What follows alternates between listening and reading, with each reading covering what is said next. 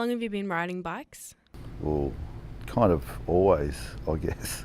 From when I was a child, maybe like 5 or 6 or something like that. Yeah, probably that kind of age.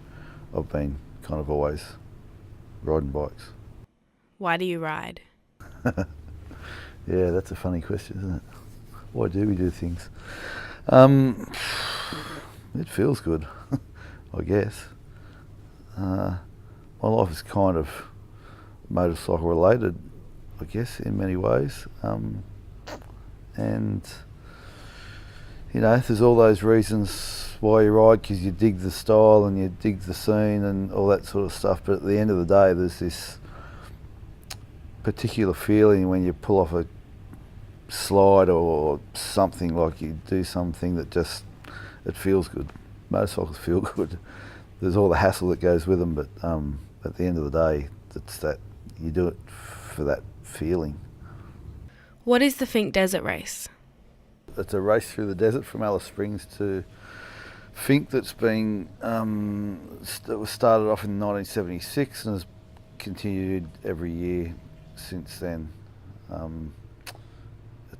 It goes 240 k's from Alice Springs out to Finke along a set track every year, and you race out to Finke, you stay the night, and you race back to Alice.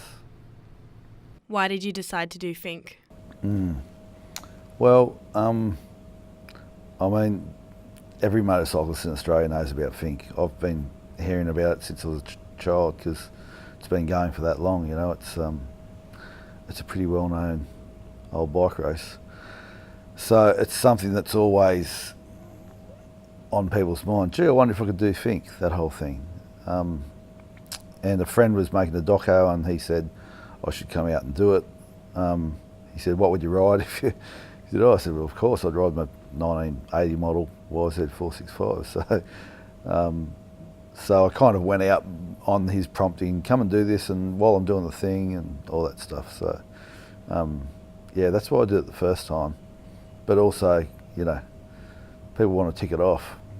But I think a lot of people don't realise how arduous it is, because there's like, this year there was 600 bikes and I think about 400 or so managed to get there, you know.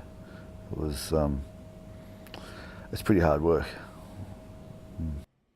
And is there a big thing about finishing it? You know, about ticking it off?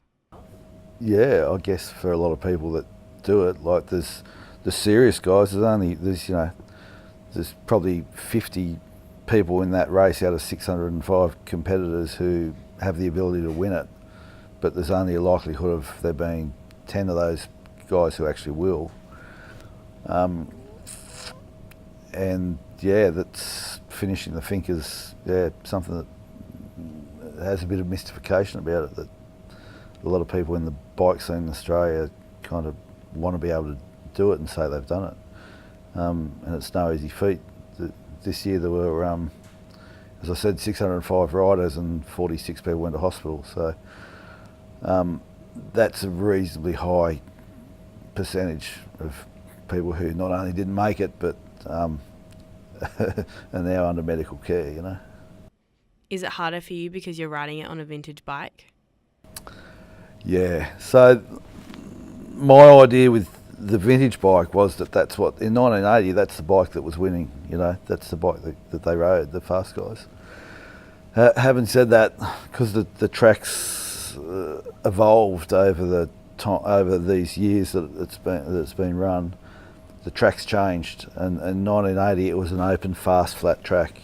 You know, those guys were sitting on 190, just holding it pinned the whole, you know, not the whole way, but a lot of the way. Nowadays, it's become a set track that you can't really veer off it, you can't find a smoother way, and it's all whoops like that, which the modern bike, modern suspension, just handles that terrain so much better than the old bike, and it really ups the degree of difficulty riding it on a vintage bike. I don't think I'd do it again. I've done it twice now on that bike, and I think if I do it again, if I if I ever do it again, it'd be on a modern bike, on a new bike. So why do you think that every year 600 people go out and do this race? That's crazy. I don't know. I don't know why anyone would want to do it. I didn't want to do it when I was in the middle of it and thinking, what have I got myself into? Never do this again. But I am thinking about doing that next year. It's hard. It's really hard. But, you know, for those young blokes who are really fit and on state-of-the-art machines, they do it, and it's still hard. So I don't know why old blokes like me just want to go and do it. But we just seem to be drawn to it like a moth to the flame, I guess. Is there a risk in doing it? Yeah, well, the faster you go, the bigger the risk. So the guys up the pointy end who are going fast, when they crash, they generally go to hospital with serious injuries.